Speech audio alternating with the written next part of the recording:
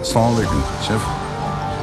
Вот грузду балдар алып келишти. Бул видеону бир көргөн жаран Кумтөрдөн чыккан алтын чет өлкөгө чыгарылып, сатылып жатат турбайбы деп толук ишенип алышы мүмкүн. А бирок Кыргызстанда өндүрүлгөн алтынды башка мамлекетке алып чыгуу ушунчалык оңойбу? Кумтөрдөгү алтындын өңү чын эле ушул видеодогу баалуу металлдыкындайбы же айырма барбы? Алдыда алтын темасын козгогондордун максаты кандай экенин жана видеонун анык же жалган экенин фактылар менен далилдеп беребиз.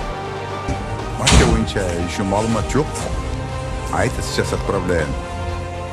Сөзүбүздү видеодогу алтындын куймаларынан баштасак, эмнени көрүп жатабыз? Кутуда ондогон алтындын кескиленген бөлүгү салынганы. Бирок эмнегедир бул алтындардын стандарттык аныктамасы көрүнбөйт. Демек, бул слитоктарды таза алтын деп айтууда шек жаратат. Кыстырма катары айта кетели. Алтын слитоктардын дүйнөлүк стандартка ылайык атайын маркировкалары болушу шарт. Пробасы, кайсыл жерден чыккандыгы тууралуу номерлары жазылышы керек.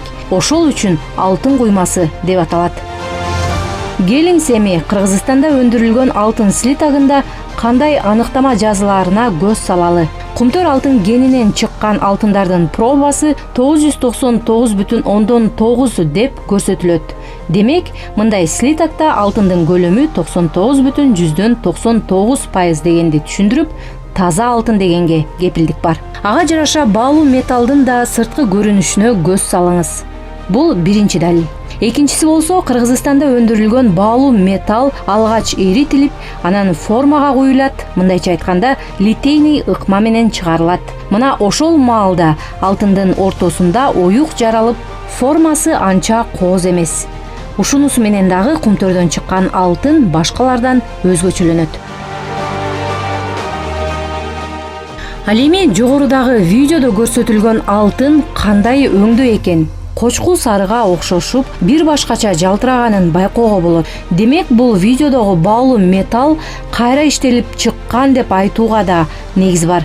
Ошондуктан өңү башкача жана формасы дагы кооз болушу мүмкүн. А то, что который на видео показывают, это обработанное золото, то есть как бы для коллекционера или для каких целей, я не знаю, но выглядит очень красиво.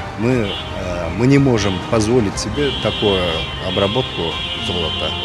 Видеодогу алтындардын салмагына токтолсок, барыбызга маалым, алтындын салмагы оор. Ал эми бир слитоктун салмагы стандарттык түрдө 11 килограммдан 13 килограммга чейин барат. Эми эсептеп көрөлү. Видеодо 4 кутуга толо алтын куймалары көрсөтүлүп, биринчисинде 29 даана алтын слиток, экинчисинде 33 даана, үчүнчүсүндө 32 жана төртүнчүсүндө 31 слиток бар деп жазылган. Ошондо жалпы 125 алтын куймасы бар.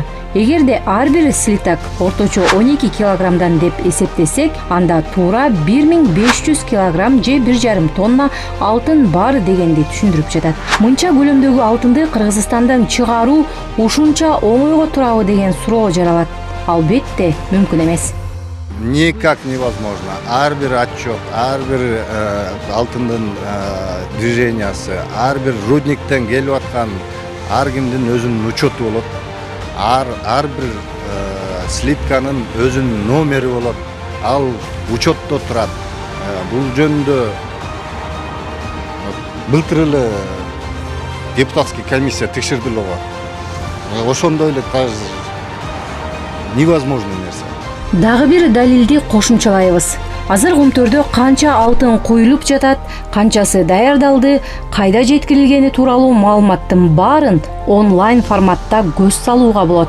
Бул жерде ар бир технологический процесс. Мына көрүп атасыңыздар, өзүлөр мельницаны көрүп атасыздар, биякта транспортный лентаны көрүп атасыздар. Баса, Кумтөрдө өндүрүлгөн алтынды өзүлөрү чет өлкөгө же башка жакка сата албайт. Анткени Кыргызстандагы алтындар банктык алтын катары өндүрүлөт. Демек, Кумтөрдөн чыккан алтынды Кыргыз алтын ишканасы сатып алат дагы, андан ары улуттук банк 1 граммдан 100 граммга чейин сатыкка чыгарып келет. Азыр болсо бул видеонун артында отчет берип жаткан белгисиз жаранга токтололу. Жок. Айта сейчас отправляем.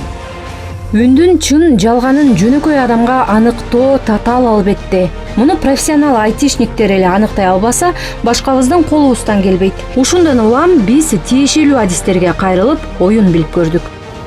Мынакей сиздерге түшүнүктүүрөөк болуш үчүн биз ошол аудио дорожканын сүрөтүн алып алдык. Бул деген үн толкундары өзүңүздөр көргөндөй.